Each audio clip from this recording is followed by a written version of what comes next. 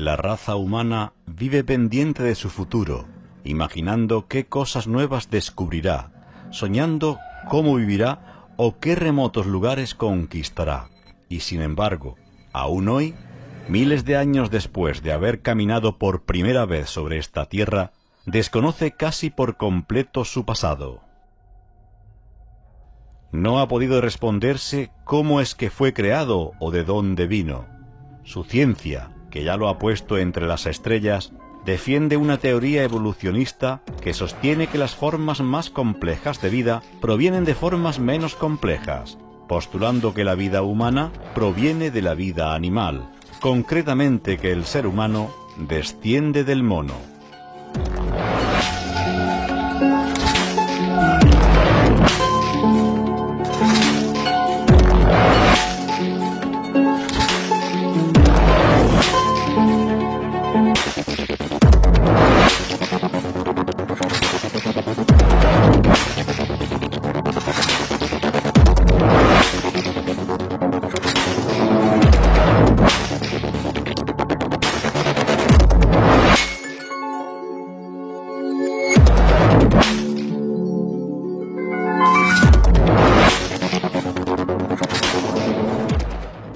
Sus religiones, en cambio, han defendido por milenios una teoría creacionista, postulando que Dios es el único ser que puede crear de la nada. Por lo tanto, la creación solo puede venir de Él, quien creó directamente el universo y todo lo que éste contiene, incluyendo a los seres humanos. Bueno, pues permítanme decirles que ninguna de ellas es correcta. El evolucionismo es erróneo y el creacionismo es limitado, pues la creación es algo mucho más sorprendente que la teoría de un mono que se cree hombre o la de un dios creando a un hombre que actúa como un mono.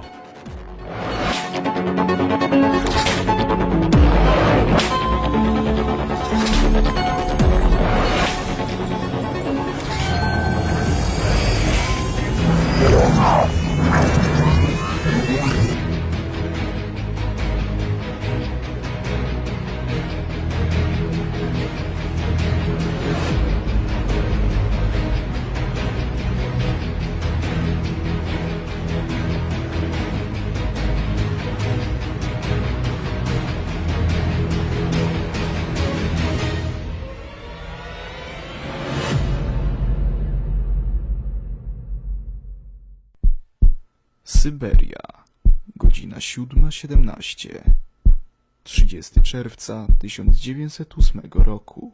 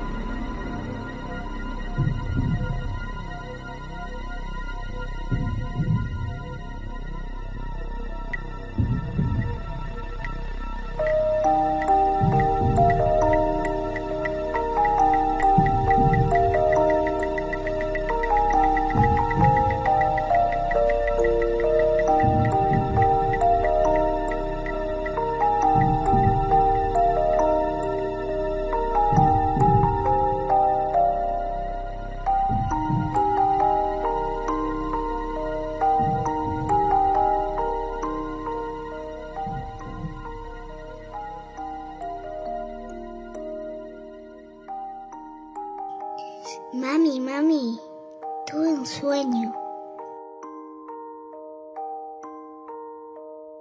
Sí, mi amor. Cuéntame, ¿qué soñaste? Fue un sueño mágico, el sueño más hermoso que he tenido. Entonces, quiero oírlo todo. Te lo contaré, recuérdalo como si hubiese sido realidad.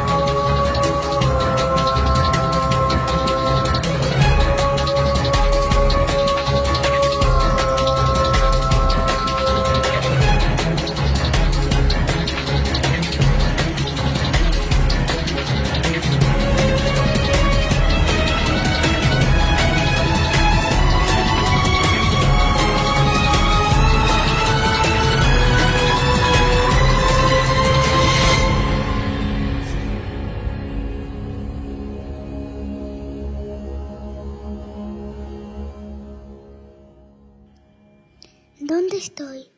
¿Qué lugar es este? Este, pequeña, es el lugar donde todo es posible, pues es el mundo de los sueños. Entonces estoy soñando. Puede ser un sueño o puede ser real. Eso lo decides tú.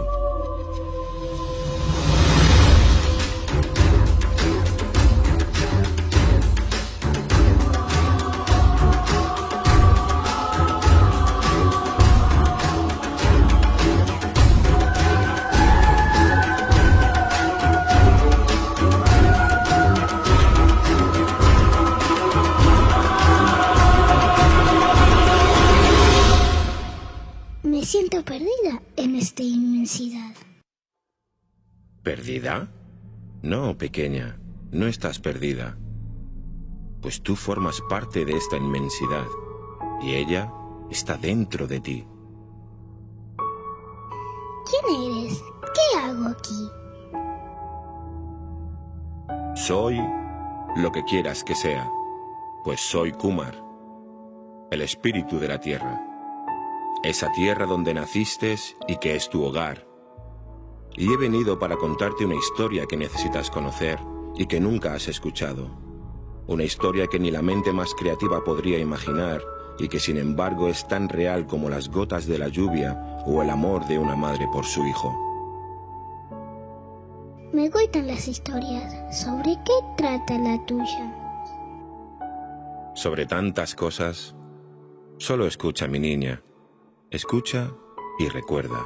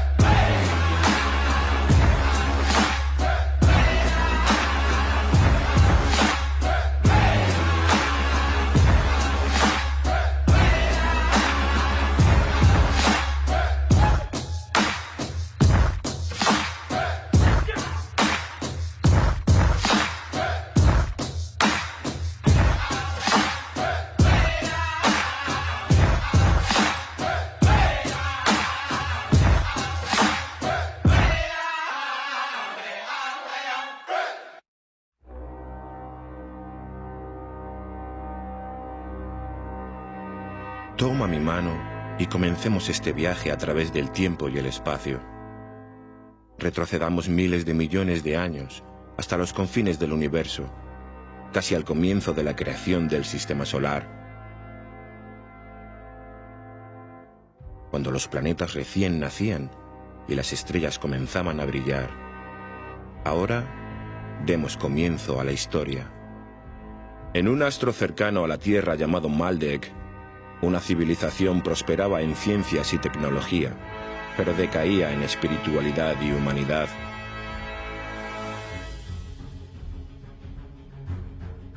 Su falsa prosperidad y su rápida decadencia provocaron que en su alocado deseo de ser como su creador, su codicia e inconsciencia destruyeran su mundo, convirtiéndolo en piedras y polvo. ¿Pero por qué alguien destruye su mundo? ¿No es su casa, su hogar? Porque algunas veces, pequeña, todo un mundo no es suficiente para saciar los deseos de sus ocupantes. Y un error puede costar un universo entero. Mi mamá siempre dice que todos podemos cometer errores. Sí, tiene razón. Pero el problema no está en el error. El problema está en no aprender de él. Y lamentablemente la gente de Maldek jamás quiso aprender de sus errores. ¿Qué pasó después? Luego de esta gran pérdida, los ojos del Creador se posaron en el tercer planeta del sistema solar de Rawak. Este planeta, un astro joven recién formado, aún yermo y sin vida, fue elegido para ser el nuevo oasis del sistema planetario. Sobre su faz se crearía un reservorio de vida que después sería utilizado para nuevas siembras más allá de las estrellas.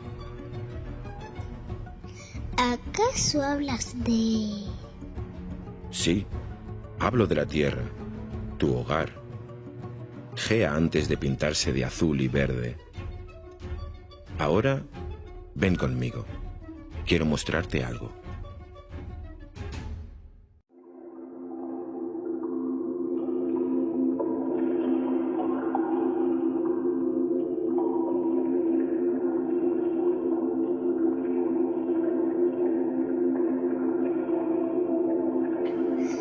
¡Qué lugar tan extraño! ¿Dónde estamos, Kumar? Estamos en los mundos de las formas, donde se diseñan los campos mórficos de los sistemas genéticos que luego darán vida a los planetas, las primeras cepas que inseminarán los mundos para crear su biosfera. ¡Campos mórficos! No entiendo. Los campos mórficos son los moldes de arena que delimitan la forma de las cosas.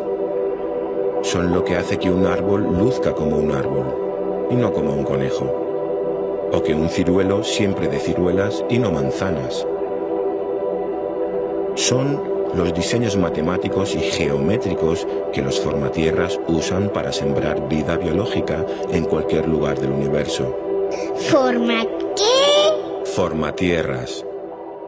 Los seres formadores de mundos, llamados también los jardineros de la creación, artistas estelares portadores de magia, la magia de la vida. Son las primeras civilizaciones que existieron en cada galaxia. Seres tan antiguos y evolucionados que tienen la capacidad de crear planetas y sistemas solares completos. Son logos, dioses mayores de las estrellas, los arquitectos que viven en el centro de las galaxias, en el citelio generador de energía.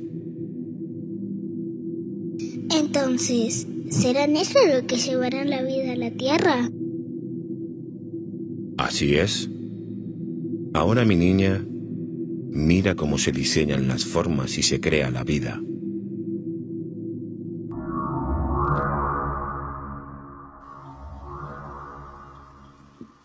Hemos recibido de los diseñadores el código final de G64. Desarrollé. Génesis 64 fue diseñado a partir de G5832. Es un sistema genético desarrollado exclusivamente para el nuevo planeta. Está compuesto por una omnipresencia cúbica de 4 al cubo, un cubo formado por 64 clústeres de información consciente, supraparadigmas o modelos de diseño para los campos mórficos, cuyas infinitas combinaciones darán origen a toda la vida orgánica e inorgánica del planeta, desde una molécula de agua hasta las formas de vida más complejas que se puedan desarrollar. Tiempo local estimado del proceso. Inseminación del planeta 144 horas. Tiempo estimado del proceso evolutivo indefinido. Comienza secuencia de movimiento de vanguardia. La ubicación en órbita del tercer planeta en fase fija. Órbita a 384.400 kilómetros. Sincroniza en tiempo de traslación en 27 revoluciones locales a 6.66 Hz resonante. Aumenta en 1.16 Hz cuando esté lista la primera forma de vida apta para albergar conciencia. Y fija en resonancia final en 7.82 Hz estables. Comenzamos misión G64 en 3, 2, 1.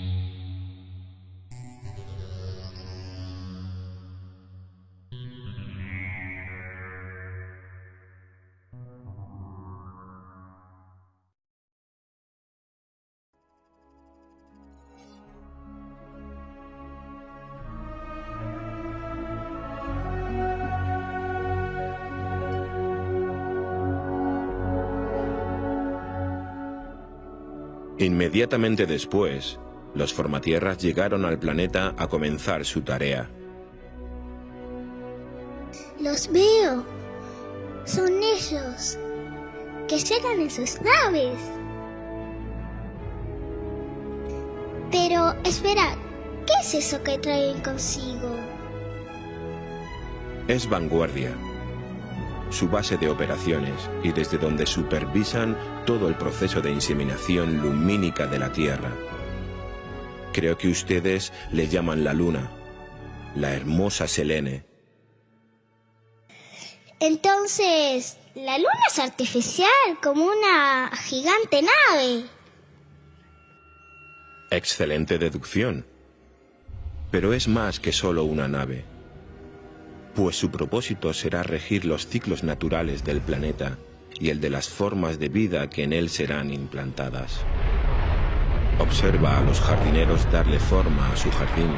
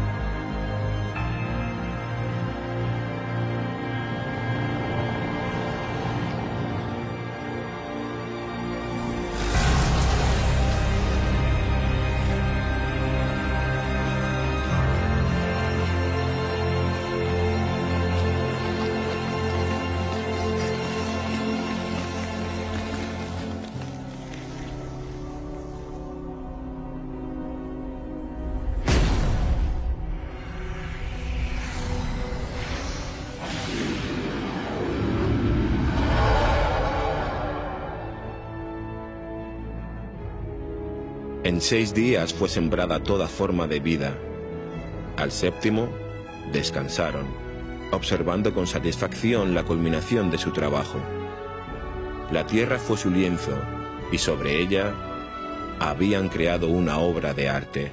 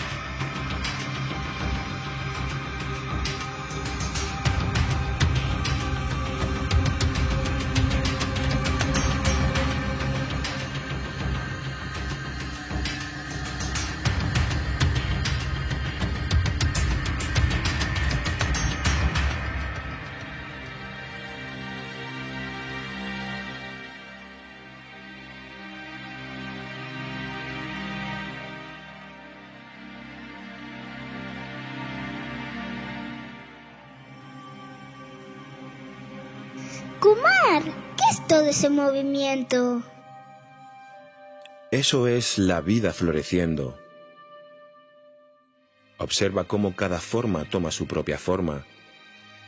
Observa cómo la particularidad contiene a la generalidad, cómo todos son fractales del todo.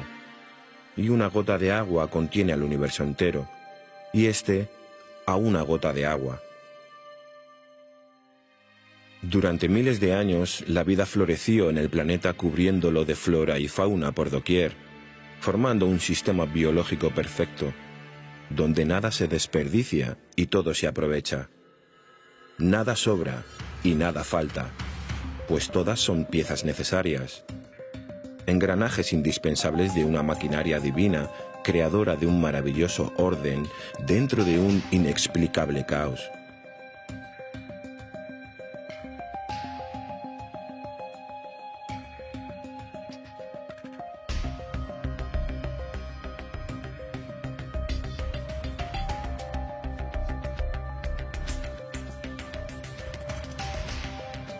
Millones de años después, caminaron sobre la Tierra los grandes saurios.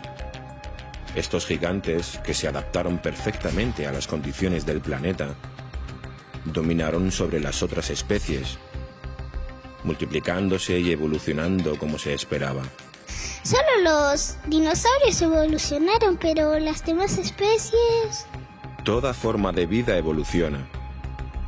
Es un proceso natural que viene implícito en el hecho de vivir. Unas especies evolucionan más rápido que otras, pero todas lo hacen.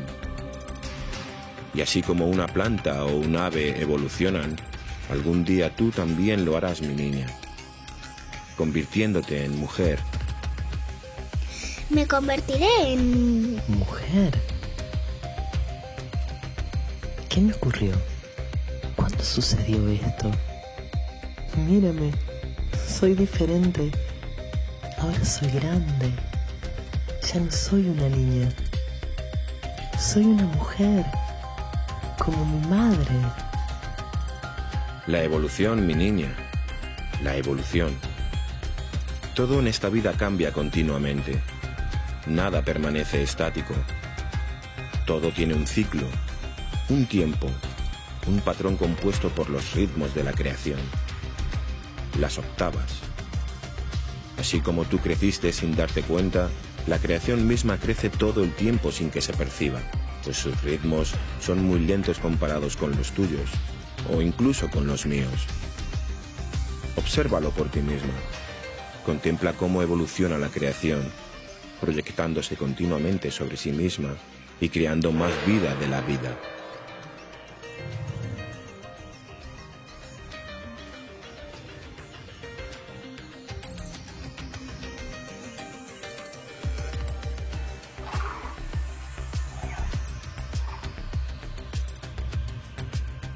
¿Observas esos majestuosos saurios?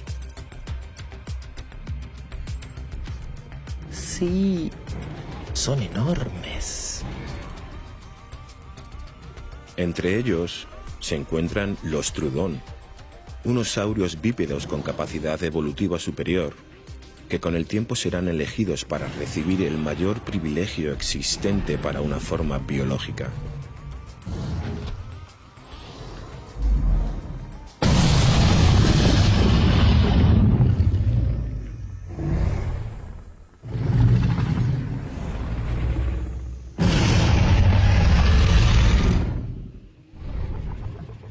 ¿Cuál es ese privilegio?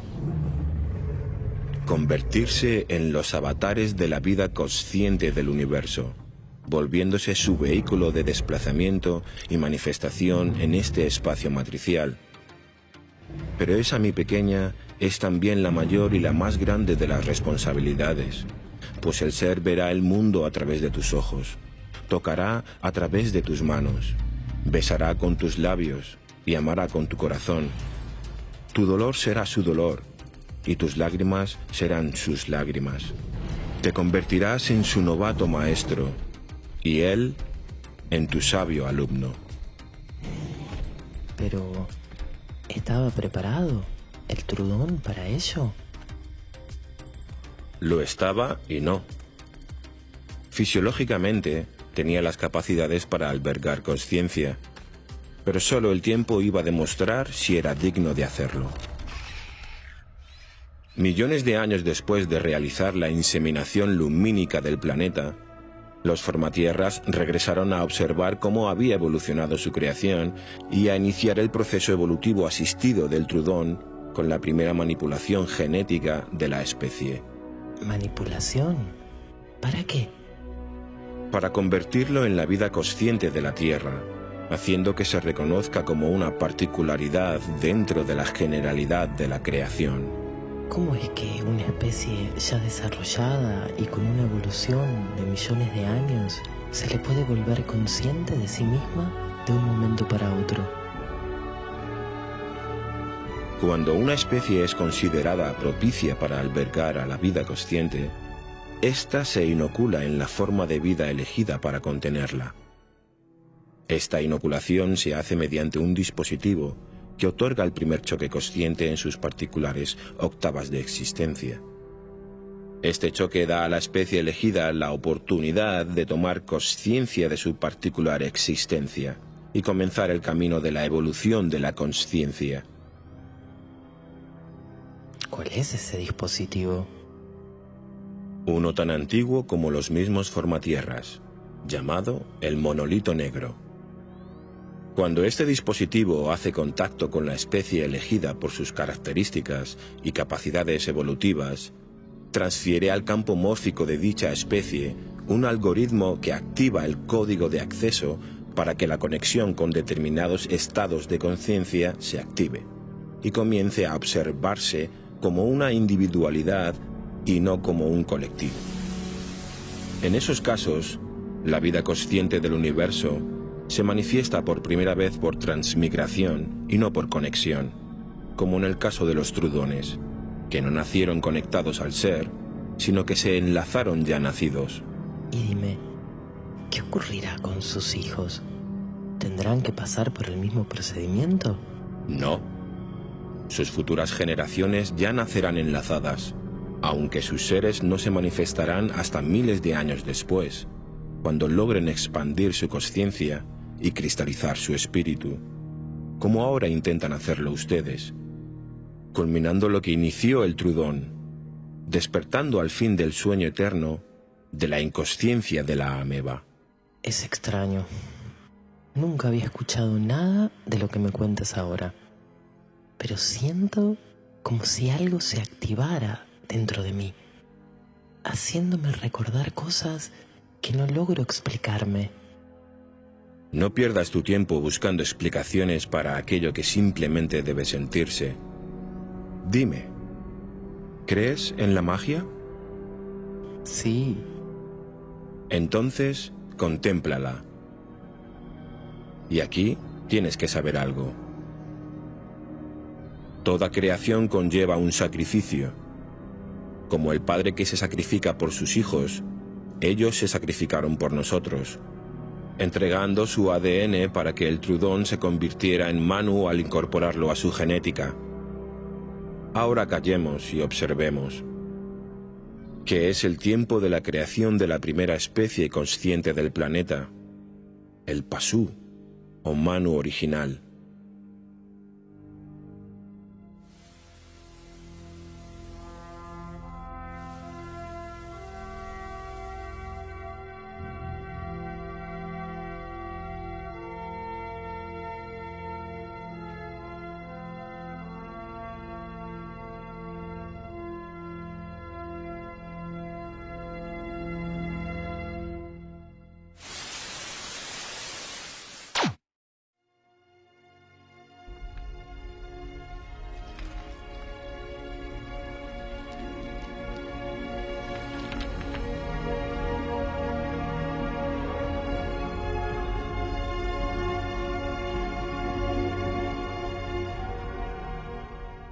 Qué ser tan raro.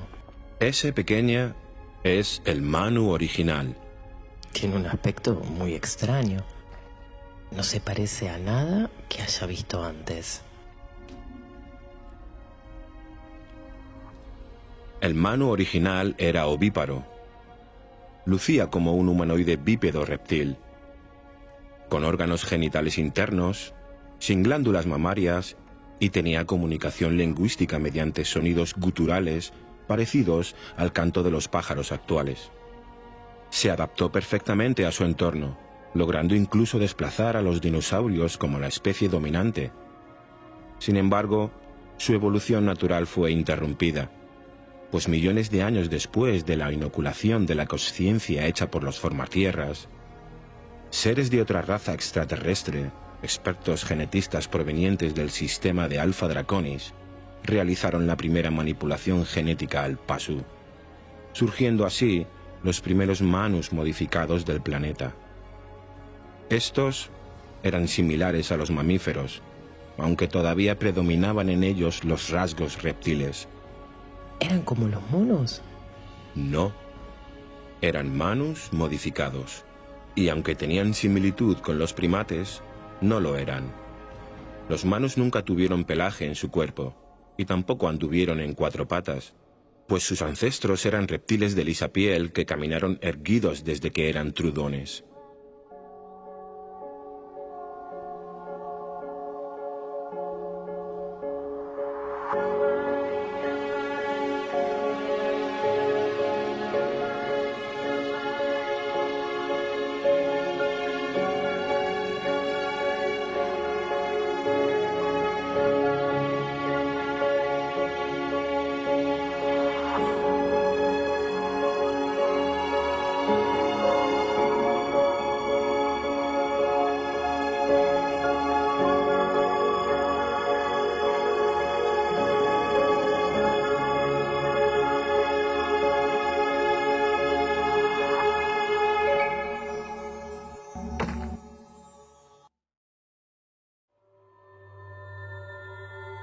Mira, niña, te mostraré cómo sucedió la primera modificación genética del Manu original.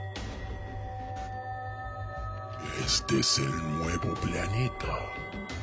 Kumar le llama.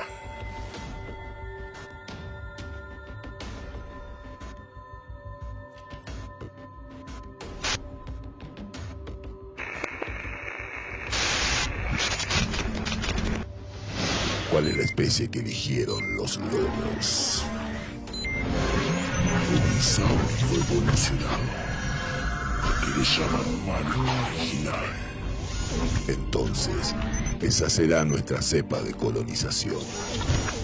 Estudiaremos su genética combinándola con la nuestra, para que su evolución sea rápida, y reinemos sobre Kumar a través de ellos. Comencemos con el proceso de modificación del Manu original. Así será. Larga vida a los Dracos. Larga vida al Dracumanu. Ahora, ¿por qué no miras al cielo? Algo está ocurriendo. No logro ver nada. Espera, ya lo veo. Vuelven nuevamente los formatierras. No, niña. Esta vez no son ellos. Esas naves pertenecen a los Anunnaki. Y con su llegada comienza la historia del humano. Ya verás con tus propios ojos lo que sucede. Conocerás la historia que ocurrió antes de la historia. Esa que ha sido olvidada por casi todos.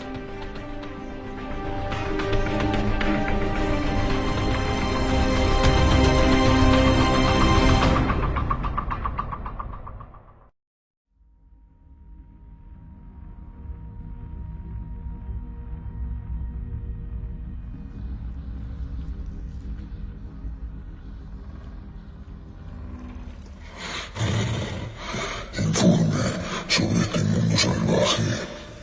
Vida biológica relativamente joven, sembrada por los dioses mayores hace algunos millones de años. Las formas de vida dominante son unos gigantes con genética reptil, dinosaurios, y otra especie de menor tamaño, de rasgos reptiles, pero con características mamíferas. Esta fue la elegida por los formadores de mundo para albergar vida consciente.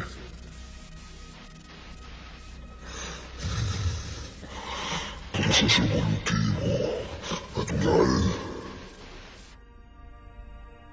No.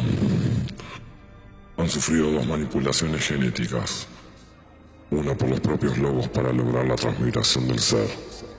Y otra más reciente realizada por los reptilianos de Alpha Draconis.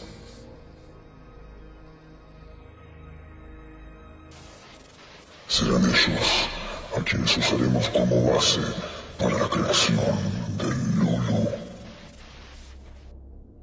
Se correría el riesgo de aislar la conciencia del ser en el proceso. El Lulu nacerá para servir. No le hace falta conciencia. Será algo diferente lo que aislará su ser. Una fuerza que supera nuestra tecnología y conocimiento. Una fuerza tan efectiva que los sabios lobos podrán arrancar de sus creaciones. La fuerza del deseo.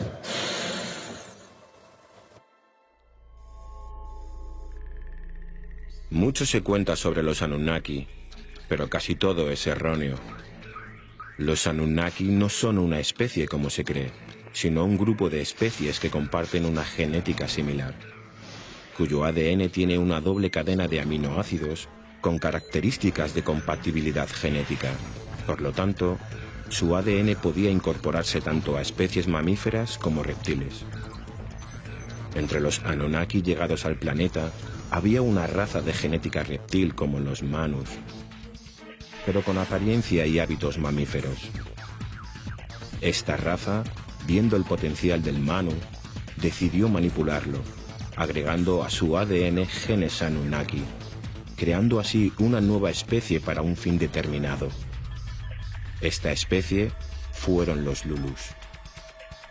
¿De qué fin determinado hablas? Servir incondicionalmente a sus creadores.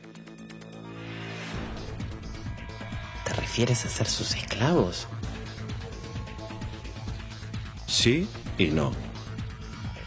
Ellos crearon al Lulu para que les sirviera como un recurso natural. Sin embargo, el Lulu se convirtió en esclavo por decisión propia. No lo esclavizaron sus creadores, sino él mismo. Sus paradigmas y arquetipos, combinados con su apatía y falta de decisión, fueron y son sus carceleros.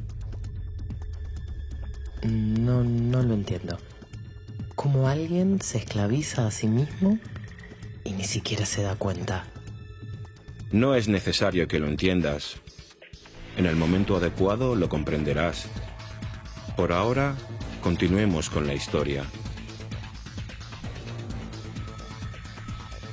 Antes dime, ¿desaparecieron los Manus con esta manipulación genética?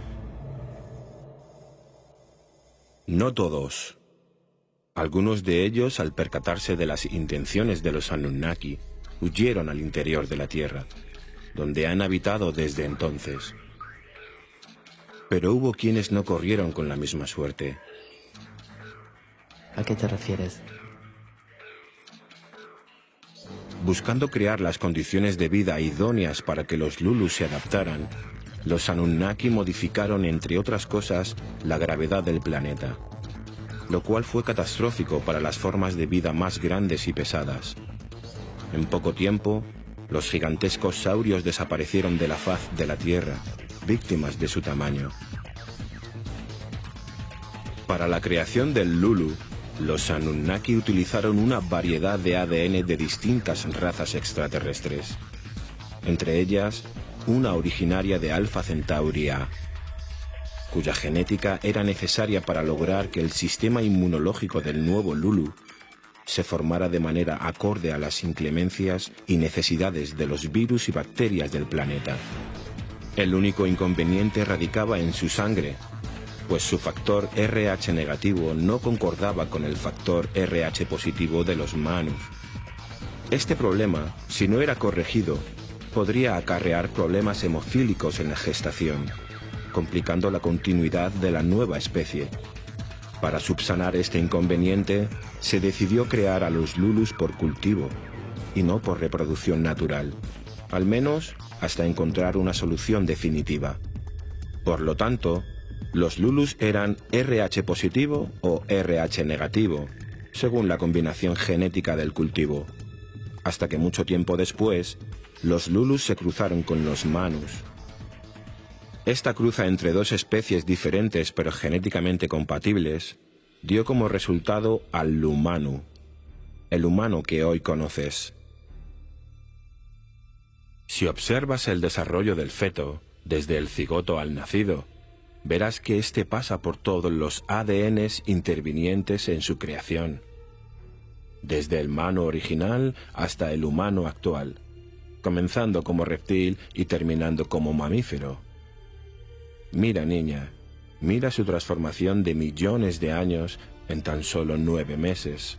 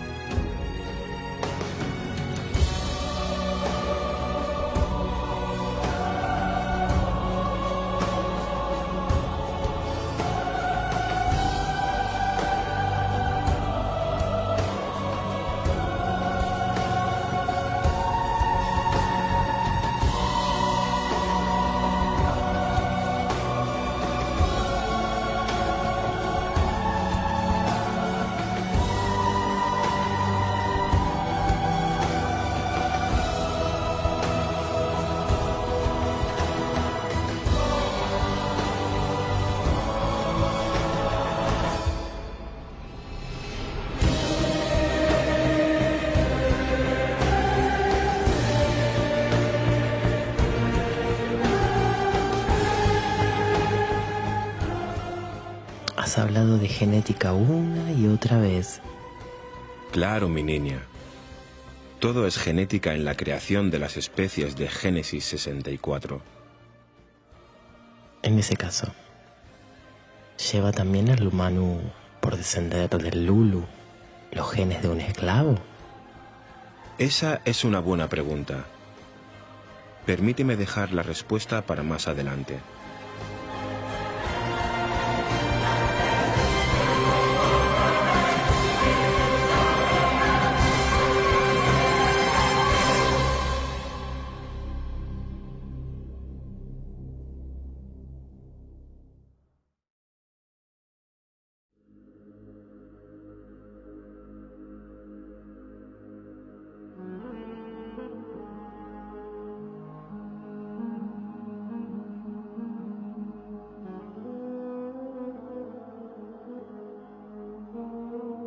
Kumar, ¿dónde nos encontramos ahora?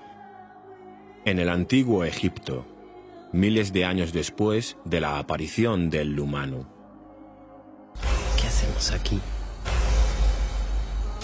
Velo por ti misma. ¡Más naves! Son los Anunnaki nuevamente. No, son los Elohim. Llamados ellos por las civilizaciones antiguas, fueron un conjunto de razas originario de Orión. Una de estas razas, los arios de Sumi, llegaron a la Tierra cruzándose con determinados grupos del Humanus, aportando la genética de sus descendientes, el complemento que faltaba para que el RH negativo de su sangre se estabilizara en ORH negativo, logrando que los genes de los Alpha Draconis y de los Alpha Centauri A perduraran a través de las generaciones. Estos nuevos Lumanus, descendientes de los Elohim, fueron llamados Nephilim, los caídos del cielo, y se convirtieron en los primeros faraones egipcios, autoproclamados dioses y venerados por los hombres.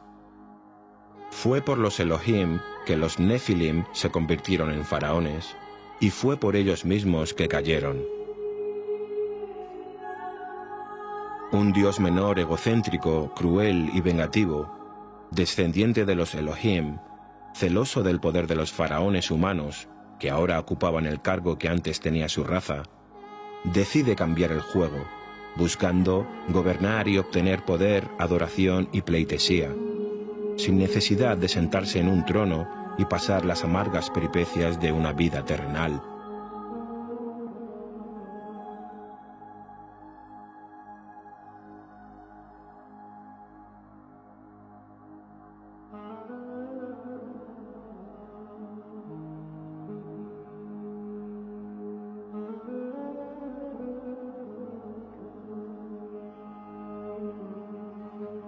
Les dimos nuestra sangre, y con ella, dones que jamás llegaron siquiera a imaginar.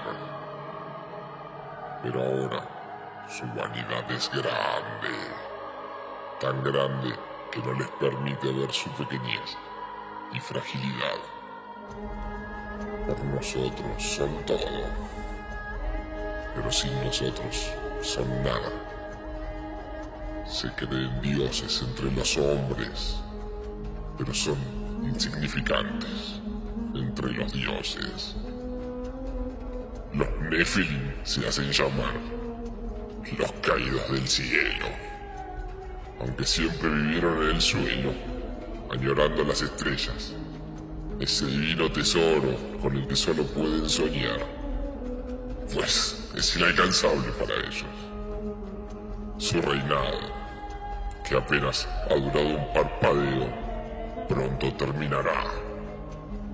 Han osado sentarse en mi trono, pidiendo la adoración que me corresponde. Yo soy el único Dios, el único Rey. Es mi derecho reinar sobre los pueblos de la tierra. Y a mis pies se han de arrodillar todos y cada uno de ellos. No importa cómo me llamen, pues al final adorarán al mismo Dios.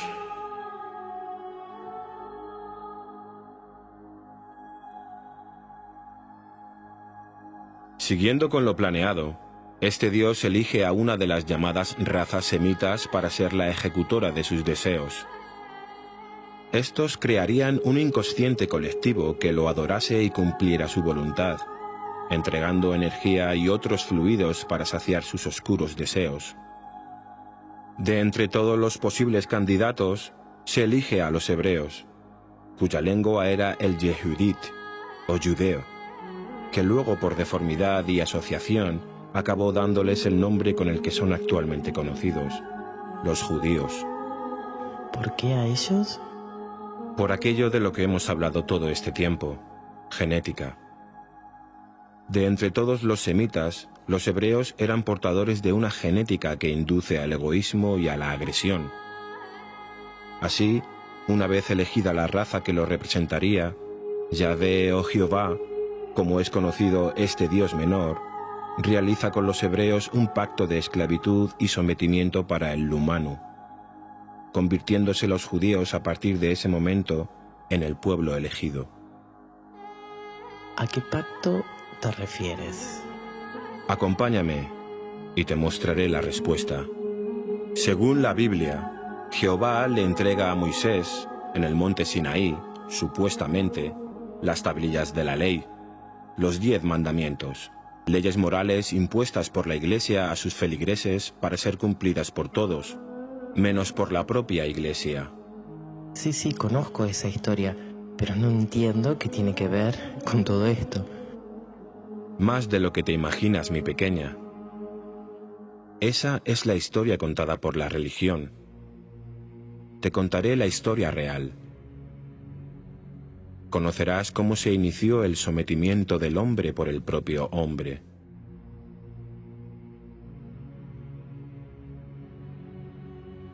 En la cima del monte Sinaí se llevó a cabo el encuentro entre Moisés y su Dios, o mejor dicho, una proyección holocuántica de él.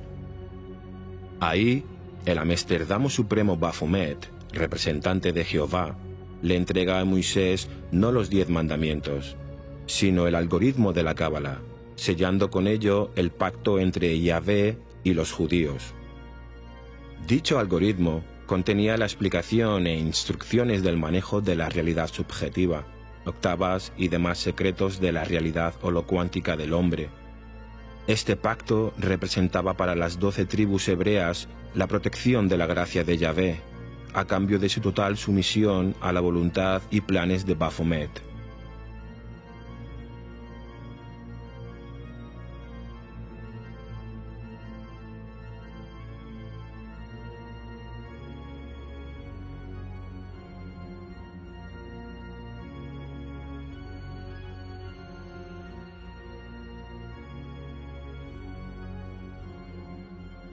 Dime tú, que te haces llamar Moisés, ¿ha probado el dulce sabor del poder?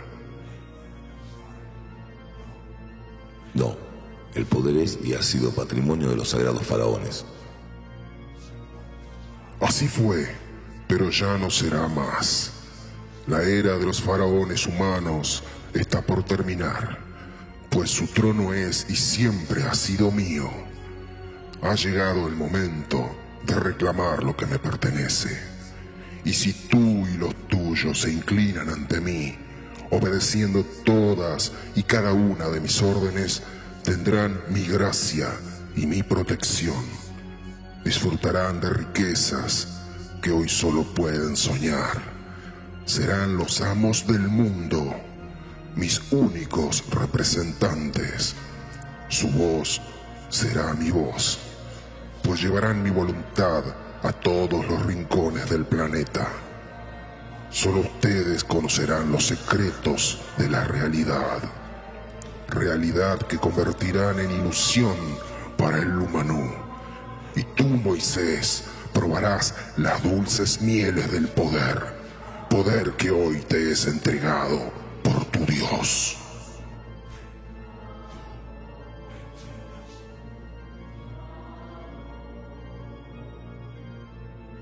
Para que la gracia y protección de su Dios fuera equitativa, la Cábala fue dividida en 12 partes, que se distribuyeron entre las 12 tribus como si de piezas de un rompecabezas se tratara. Ninguna de estas partes funcionaba si alguna faltaba, por lo que los hebreos necesitaban estar unidos para garantizar la eficacia del algoritmo entregado. Sin embargo, y luego de muchos conflictos entre ellos, los levitas de la tribu de Leví, a la que pertenecía Moisés, tuvieron una muy oportuna y conveniente idea que propusieron a las 11 tribus restantes. La tribu de Leví sería la depositaria de las 12 piezas de la cábala, y a cambio las 11 tribus restantes tendrían todo el poder necesario para llevar a cabo la agenda y disfrutar de todos los beneplácitos, placeres y prebendas derivadas de ese pacto.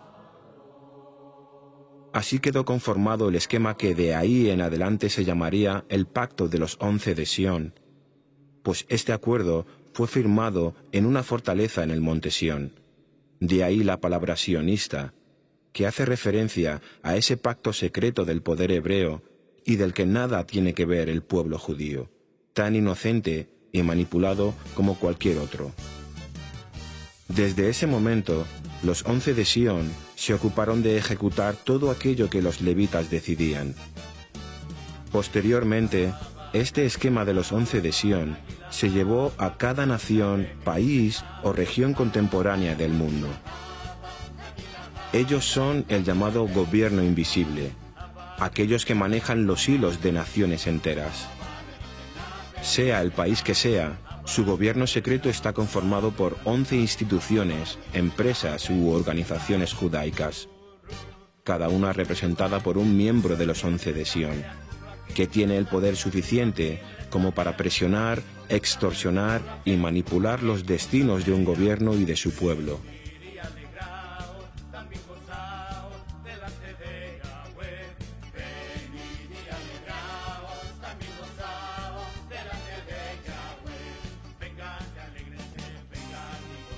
No puedo, no logro entenderlo.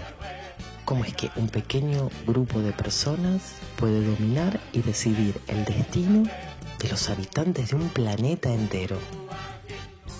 No lo hacen. Ellos solo observan, diseñan y ejecutan sus planes. Es el humano el que por decisión propia cae en la trampa. Es él quien decide morder una y otra vez el anzuelo de la esclavitud, del miedo, del envenenamiento, del sometimiento. Prefiere la comodidad de seguir a alguien más que la responsabilidad de ser él quien decida su camino.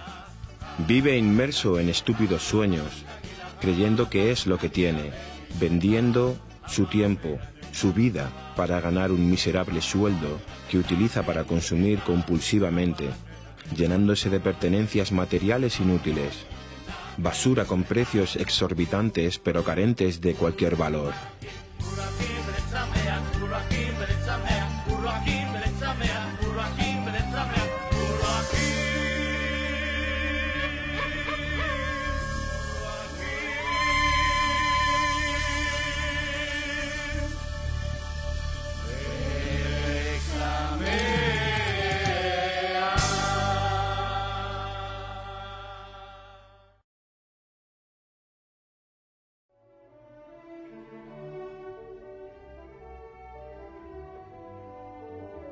Lo que me parece increíble es que después de tantos años nadie haya hecho nada para acabar con el pacto y liberar al humano.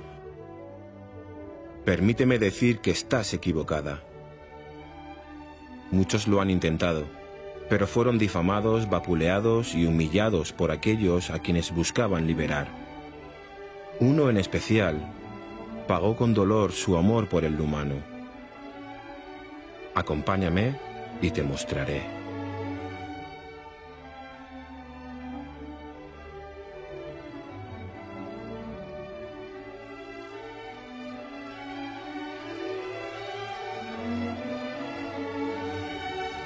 ¿Ves ese niño? Sí, lo veo. Tiene un brillo en sus ojos que jamás había visto. Su nombre es José, el hijo del carpintero, conocido luego como Jesús. Y con el tiempo logrará lo que nadie ha logrado: transmigrar completamente su conciencia, volviéndose plenamente consciente de su ser, Cristo, quien fue enviado desde la fuente creadora, portador del mensaje que habría de liberar al humano del pacto y de sí mismo. Un logos manifestado sobre esta tierra, Cristo manifestado en un hombre.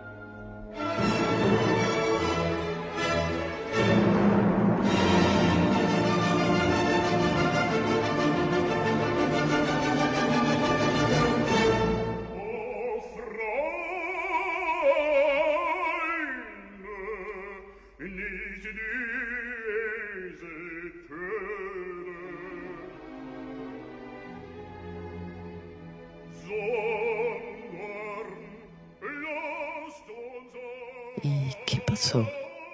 ¿Por qué no logró su cometido y nos liberó? Porque el humano no lo quiso.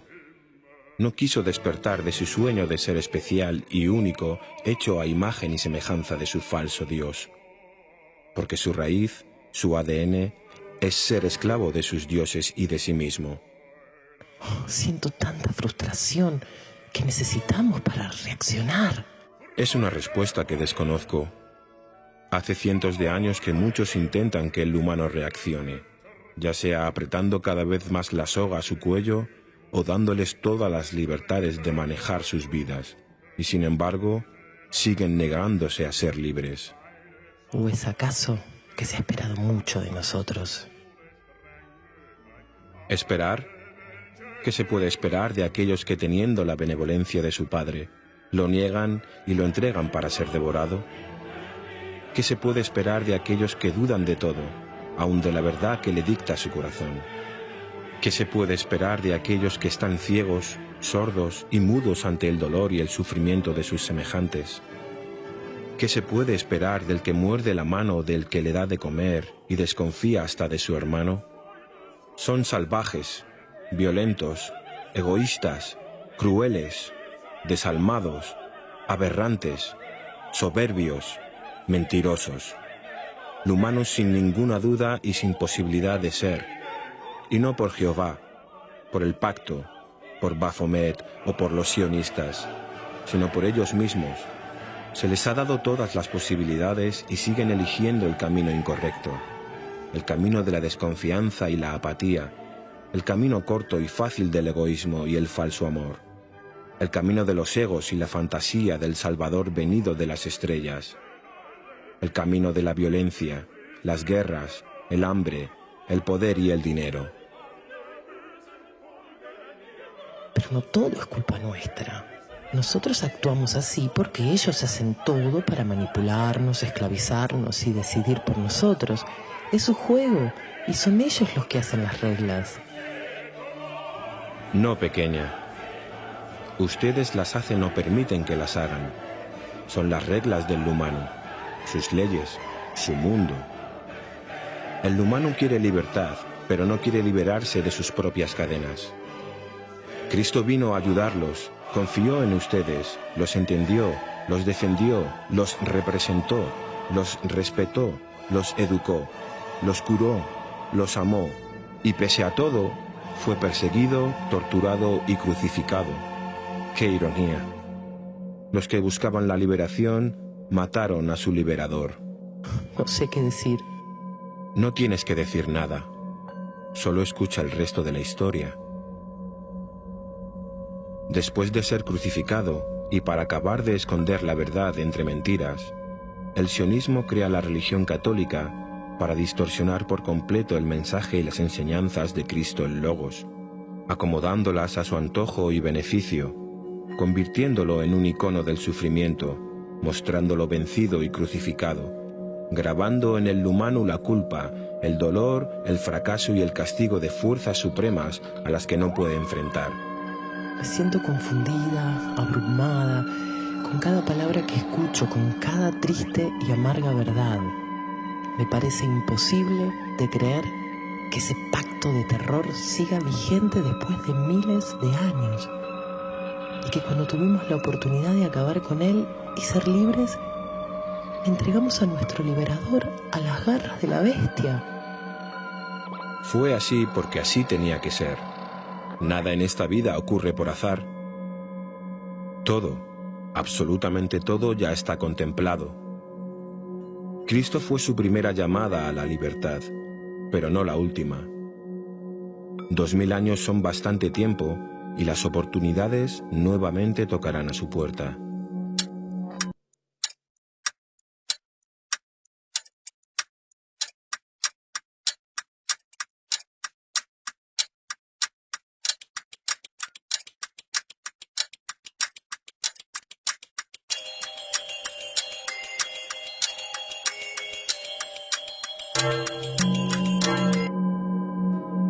Syberia, godzina 7:17, 30 czerwca 1908 roku.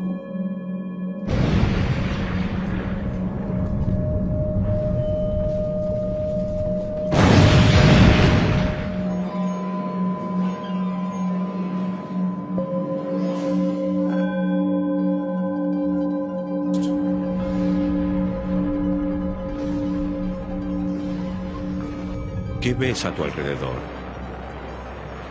Destrucción, fuego, humo. Parece como si algo hubiera arrasado con todo. Estamos en la apartada estepa siberiana, más exactamente en la zona de Tunguska, en Rusia. Hoy es 30 de junio de 1908. ¿Y a qué me has traído aquí? Te he traído para que conozcas la causa de esta destrucción. No entiendo. ¿Qué fue lo que ocurrió aquí? Las teorías son varias, pero todas apuntan a lo mismo: la explosión de algún objeto. Pues me parece lo más lógico. Hay ocasiones en que debemos sustituir la lógica por la intuición. Bueno, creo que es más que claro que aquí explotó algo. Pero hay algo que no te he dicho. Nunca encontraron nada en este lugar. Ningún rastro o pieza de aquello que explotó. Quizás no buscaron bien. O quizás, como siempre, nadie vio lo más obvio. O tal vez sí. ¿Qué insinúas? No insinúo nada, pequeña. Lo afirmo. Lo que aquí ocurrió no fue la explosión de algo. Fue la materialización de algo. ¿Materialización? Estás diciendo que algo apareció de la nada. Eso es imposible. Desconocido no es lo mismo que imposible. Además, de nueva cuenta, la explicación ya les ha sido dada. Fue la famosa ecuación de Albert Einstein, que dice que la energía es igual a la masa de un cuerpo por la velocidad de la luz, aproximadamente 300.000 kilómetros por segundo, elevada al cuadrado. Esta fórmula fue la base para el desarrollo de la fisión nuclear, una reacción que convierte toda la masa de la materia de un cuerpo en energía. Ahora dime, ¿qué pasaría si se invierte el proceso y se dispone de suficiente energía? Podríamos crear materia a partir de esa energía. Ya lo entiendo. Pero en ese caso, ¿qué fue lo que se materializó aquí? La tercera llamada a la libertad del humano. ¿Tercera? Pero Cristo fue la primera, y aún no hablamos de la segunda. Así es la paradoja. Y aunque ahora no tenga sentido para ti, pronto lo tendrá. Solo espera un poco más. Por el momento, veamos cuál fue su segunda llamada a la libertad. llamada desoída y desaprovechada por la avaricia de unos pocos.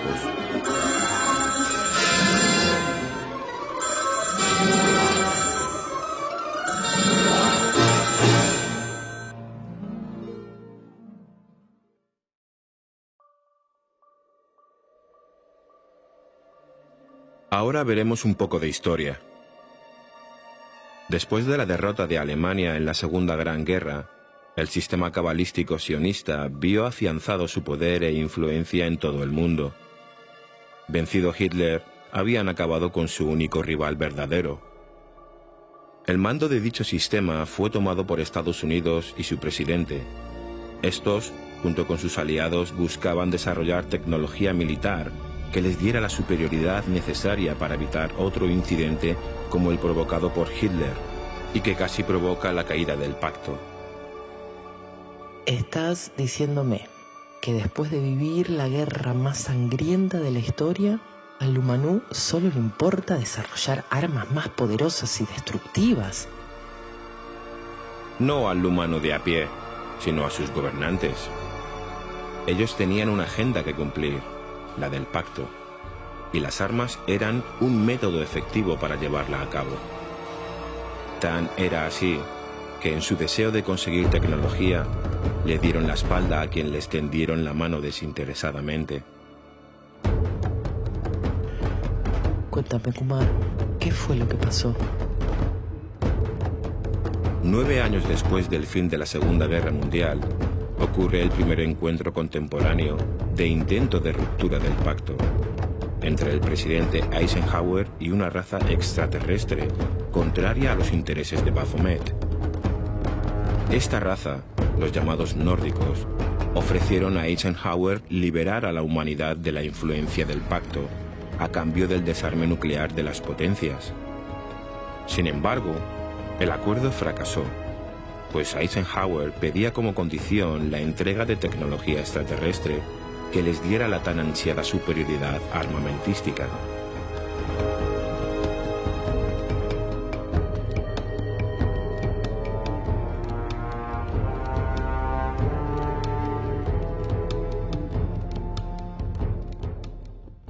Un tiempo después, pactaron con otra raza extraterrestre, los llamados Greys, que sí le dieron lo que pedían.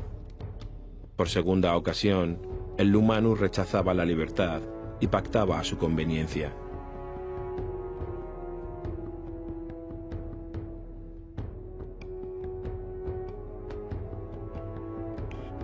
No sé qué pensar o qué decir. ¿Hasta dónde llega la avaricia del Lumanú, que es capaz de sacrificar su libertad por tecnología? ¿En qué momento se volvió más importante poseer que ser? ¿Cómo es posible que esos que se hacen llamar nuestros representantes solo representan sus propios y particulares intereses? Has comenzado a hacerte las preguntas correctas. Ahora solo tienes que ir un poco más allá y encontrarás las respuestas que te liberen de las prisiones de tu propia mente. Dime, Kumar, ¿es acaso ese pacto eterno? ¿Hemos de aceptar que sigan dirigiendo nuestras vidas y destino como lo han hecho desde hace miles de años? ¿Toleraremos eternamente que nos sigan manipulando, engañando, dominando, esclavizando, mintiendo?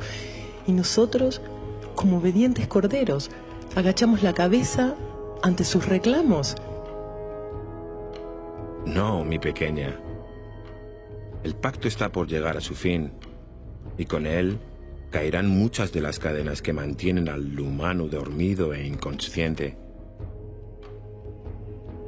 Sin embargo, la caída del pacto no garantiza la liberación de tu raza, pues como ya lo has visto, el principal enemigo del humano es él mismo. Fue él quien encerró al ser.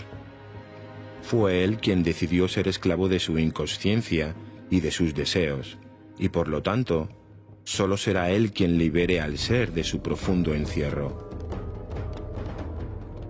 ¿Crees que algún día eso ocurra, Kumar? ¿Crees que el humano en algún momento decida convertirse finalmente en humano? ¿Crees que...? ¿Por qué lloras, mi hermosa niña? Porque que me duele, Kumar. Me duele ver la apatía de mi raza, su egoísmo, su perpetuo estado de conformidad. Me duele ver cómo aplaudimos a quien nos hunde en la mediocridad y la estupidez, pero condenamos a quienes dan su vida por vernos libres. Me duele que seamos ciegos, sordos, al dolor de nuestros semejantes.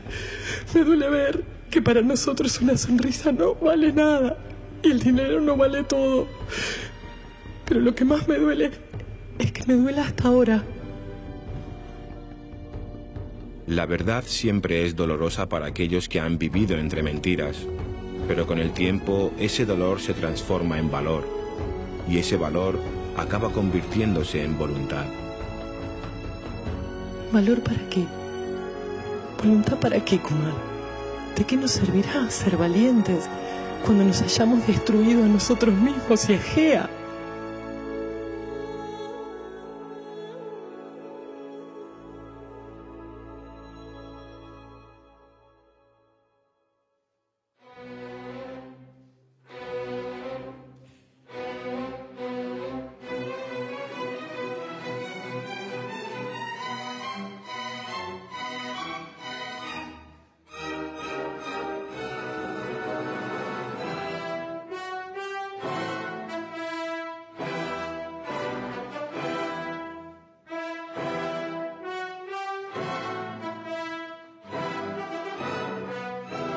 No temas, mi pequeña, pues he de decirte que el humano es mucho más que egoísmo y destrucción.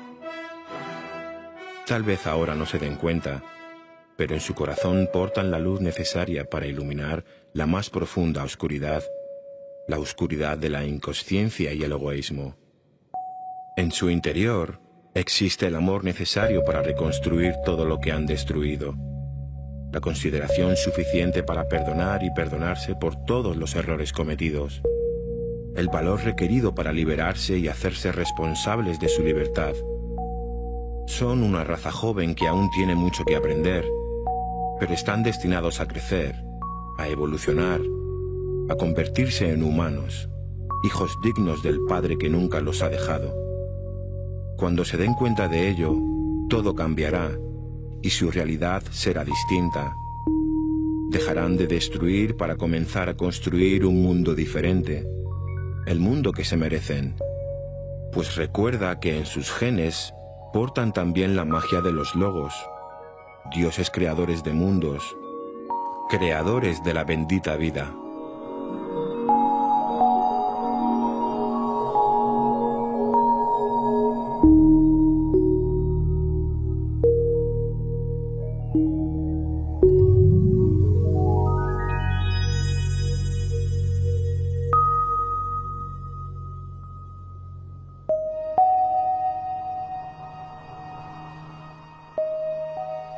Desconozco muchas cosas, mi niña, pero hay una de la que estoy seguro.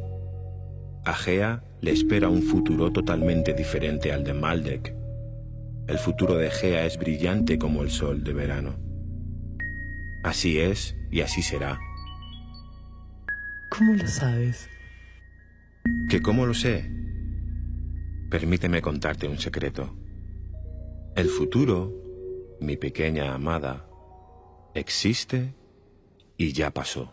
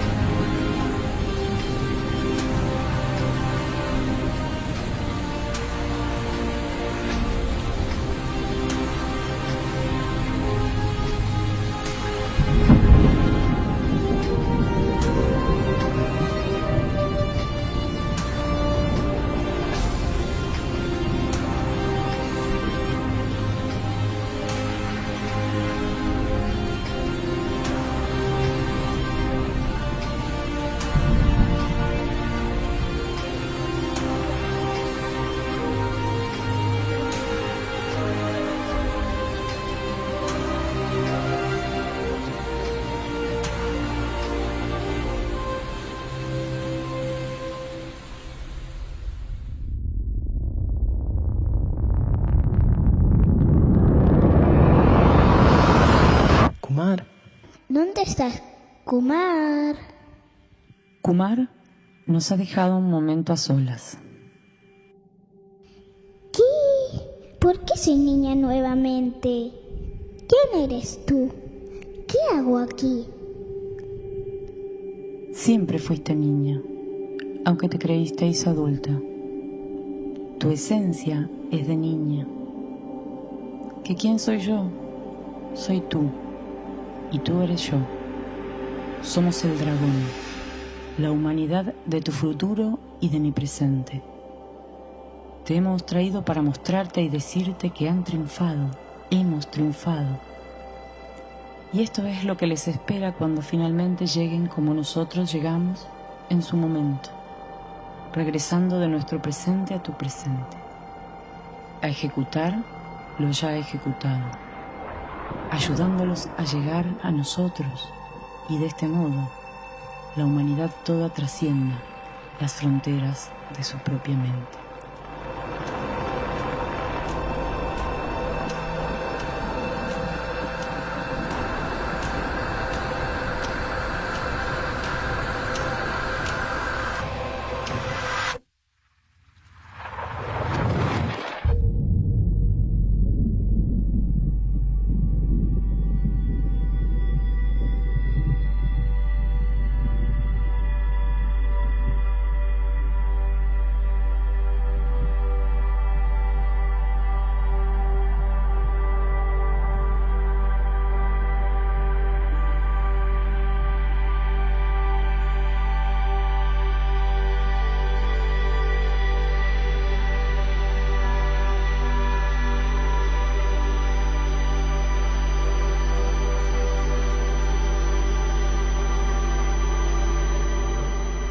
Esto es hermoso. ¿En verdad es posible? ¿Realmente podemos vivir así? Es posible si ustedes quieren que lo sea. Recuerda que son ustedes y solo ustedes los creadores de su realidad. Entonces lo vamos a lograr. Pero dime, ¿cuándo ocurrirá eso? Pronto, muy pronto, cuando ustedes accionen y liberen a su ser del encierro de su mente. En ese momento, el gran evento se manifestará y todo transcurrirá en unos pocos años. Entonces, ¿qué generación será la que podrá ver esto? La generación que accione, la generación que se atreva finalmente a ser humana, la generación que deje de vivir como sociedad y comience a vivir como humanidad, la generación que se sacuda toda esa apatía y tenga el valor de levantarse y luchar por lo que les fue arrebatado. Ahora debes regresar. Es la hora cero, la hora de accionar, la hora de terminar lo iniciado para que podamos volver a nuestro presente. Pero... ¿qué hay con los oscuros malos, los que pactaron con los demonios? Tienes que saber algo, pequeña. No hemos venido a negociar, sino a ejecutar, pues somos el dragón, ese dragón en el que ustedes se convertirán y que hoy ha vuelto sobre sus pasos para liberarse de sus captores. Recuerda, mi pequeña, recuerda tu futuro, recuerda que eres libre, recuerda que eres feliz, recuerda que eres humana. El momento finalmente ha llegado. Recuerda con todas tus fuerzas y despierta. Hishmantem irnish, sivnai or sivnai. Shoislim, umior mayor sivnai ai, midish amen midish. Sumiaramein sarva.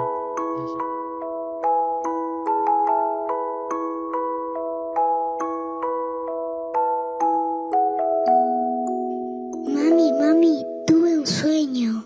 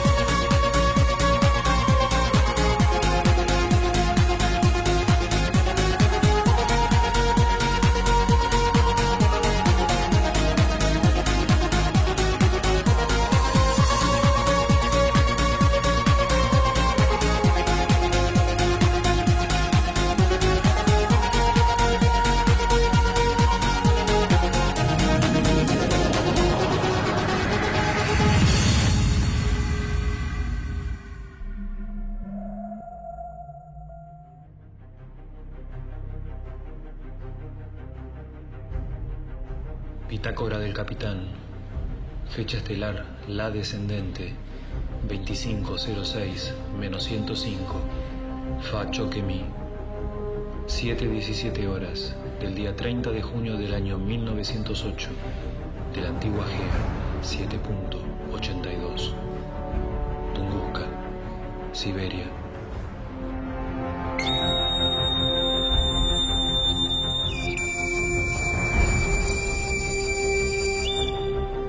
Atención, capitán en puente. Novedades. Hemos arribado. Señor Mayo, prepare la comitiva diplomática. Teniente Bogdan, disponga el equipo de contacto.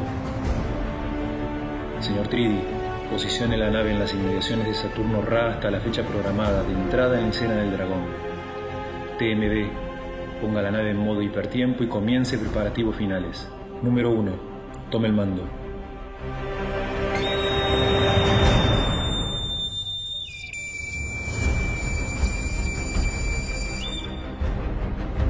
¡Atención!